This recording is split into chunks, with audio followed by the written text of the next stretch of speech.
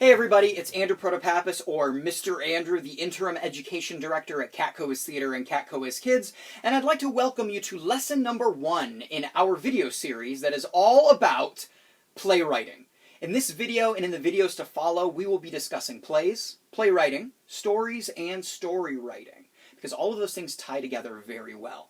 Now, playwriting is a wonderful thing for students of all ages to explore. I recommend this video series for students in 4th grade and up, because a lot of the material that we are going to be covering in this video series ties into what they learn in language arts classes in 4th grade and on. So without further ado, I think it's time for us to begin. So I'm going to say that class is now in session. Let's start at the beginning. A very good place to start, or so I have heard. So, what is a play? Well, plays are active stories. What we mean by that is that plays are stories that are meant to be acted out or performed for other people. Think about it. When you sit down and read a book, the way you participate in that story is by reading it to yourself. Plays are different. To participate in the storytelling of a play, you have to go see the play, and there are people who are actually acting it out in front of you. So that is how plays are different and how they are active. They are meant to be performed for other people. Now, plays don't just poof out of nowhere and all of a sudden they're there. There are people who have to write plays. We call a person who writes plays a playwright. Now look at that word playwright, and I'm going to hold up the word playwriting, and I want you to think about how those words look different. So if you were thinking, well, Mr. Andrew, they're spelled differently, that's actually exactly what I am thinking. So take a look at the word playwright. When I said the word playwright, you were probably thinking writing a play. Now the way we spell that is W-R-I-T-E when you write something down. We spell the word playwright differently. We spell the right part of playwright W-R-I-G-H-T. Right in this case is a suffix. A suffix means a letter or group of letters that come at the end of a word that change the meaning of the word itself. So whenever you see right at the end of a word, it means someone who builds something. We can look at other examples, like a wagon right. That's somebody who builds wagons. Or a wheelwright, somebody who builds wheels, probably for the wagon right. So if we take a look at the playwright word and the way that we spell it, we think that it's somebody who builds plays. So this kind of means for us that you can't just sit down and write a play really fast. You have to build the play. The way that you build the play is by working on it, and then you go back to it and work on it more and make it even better. Work on it even more and make it even better. You're building different layers to make the play the best that it can be. One of my college professors always said, plays are not written, they are rewritten. And that is a fantastic quotation by a famous playwright, and my professor would always tell me that in our playwriting class. So that is something to keep in mind. Plays have to be rewritten. You can't just sit down and write it really fast. So let's keep going. Now, when we talk about a play is something that's performed for people, but plays are also scripts. Now, I have a script with me right here. This is for Beauty and the Beast Junior, a show that Catco is Kids will be doing in August. And this script is the play Beauty and the Beast Junior. This script has all of the words. This one even has all of the music notes, all the lyrics. It has all the words, all the stage directions. Everything that makes up that play is held in this script. So when we talk about the script of a play, we are talking about the book, or nowadays the digital file, that has all of the words that you need to perform that play in front of people. Now, scripts can be divided up into parts. The first big part of a play is an act. So think about this like when you read a chapter book. Sometimes they're divided up into parts.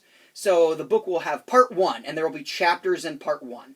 And then there will be part 2, and there will be chapters in part 2. So acts are like these part 1 and part 2 sections that we were just talking about. So acts are big sections of plays. A lot of times nowadays we see plays that are either 1 act or 2 acts. William Shakespeare, who was writing plays a long time ago, would write 5-act plays. Now, acts can be broken down into further smaller pieces, and those are called scenes. A lot of times, scenes are based on one really important thing happening in the story or one location. Now, not always, but a lot of times they are. So there will be one really important thing that happens in one scene, and then another really important thing that happens in another scene. Or one location in one scene, and then a different location in the next scene. Now, let's take a look at what a script kind of looks like if we were to open one up. So, I have right up here some dialogue. Dialogue is when you have characters talking to each other. So we call the words that characters say to each other their lines. So I have some characters, Bob and Franklin, and I have lines that they say to each other. So Bob says, "Hi," and Franklin says, "Run, my laundry is alive." So, "Hi" and "Run, my laundry is alive" are examples of lines. The words that the characters say to each other. Now there's something else up here as well that I have in red. Those are called stage directions. So stage directions appear in parentheses, and a lot of times the words themselves are italicized, so they're slanted a little bit, and they describe actions that are being done. Maybe the way the character is moving, or maybe even the way that they're saying their line, their emotion. Are they frustrated? Are they sad? So these parts in red, these stage directions, are not things that are said on stage. They're things that are done. So Bob wouldn't say, "Waving, hi." No, Bob would say, "Hi." See, I was waving while I said hi. So a stage direction is something a character does, not something they say.